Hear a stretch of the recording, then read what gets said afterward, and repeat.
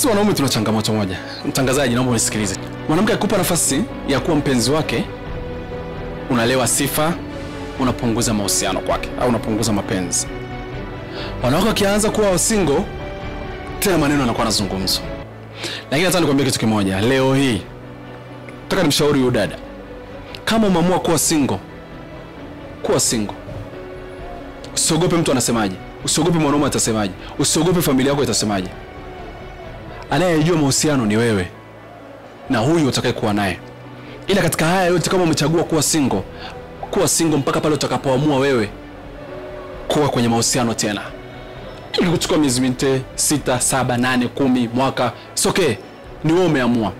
Kwa sababu wewe ndio unajua changamoto na furaha unazopata kwenye mahusiano ambao unakuepo. Nadhani umenielewa. Hivi mtangazaji, leo hii mwanamke huyu anakuwa kwenye mahusiano na mwanaume ambaye ajui hata nini maana ya mahusiano. Kwa nini awe naye? Leo hii mwanamke anaingia kwenye mahusiano na mwanaume ambaye ajui nini maana ya mapenzi, nini maana ya mahusiano, au yeye mwenyewe huyu mwanaume ajipendi vya kutosha. Atampenda udada? Kama sio kumuumiza tu. Unajua kuna dada saizi wameamua kuwa single kwa sababu wanaishi na past. Ya si kweli. Wadada wenye akili wameamua kujipenda wao kwanza, kuliko kuwa na wewe ambaye hujui nini maana ya mahusiano, hujui nini maana ya thamani ya mwanamke, hujui nini thamani ya kwa nini kunatakiwa kuwa na wewe mwanamke, hujui nini wewe mwenyewe pia ujipendi katika swala zima la mahusiano. Sangapi uje umpende wewe mwanamke? Kwa wanawake wameamua kujipenda sasa wenyewe. Na mimi nimesema hivi, endeleeni kuwa single mpaka pale utapohisi kwamba mwanaume utakayempata is the right person.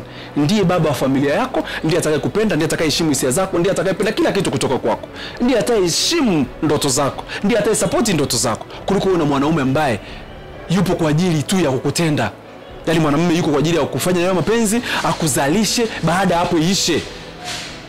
Haiwezekani. Yaani mtu unampa mtu moyo ukiamini kwamba ndio mtu ambaye pengine amekuja kufariji, kumbe ndiye anaenda kugeuza unakuwa jini zaidi. Yale anaenda kufanya kwamba at least hata tabia za huyo nyuma ambaye alikuweko, ndiye anaenda kufanya unakuwa jini.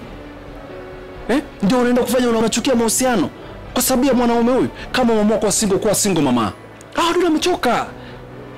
Ndio amechoka. Yaani sisi wanaume tumetumia advantage ya kwamba kwa sababu wanawake ni wengi duniani, sisi wanaume ni wachache, basi tumeanza kuamua kutubia njia kuwatenda. Tutawatenda mpaka lini? Kila siku wa mama ndio wamekuwa wa mama wa dada, kila siku nyumba za ibada. Wako kuenda kumomba Mungu akubadilisha, mbadilishe mpenzi wake, mbadilishe mume wake, mbadilishe mpenzi wake, mbadilishe mume wake. Umeamua kuwa single mpaka pale utapopata mtu sahihi.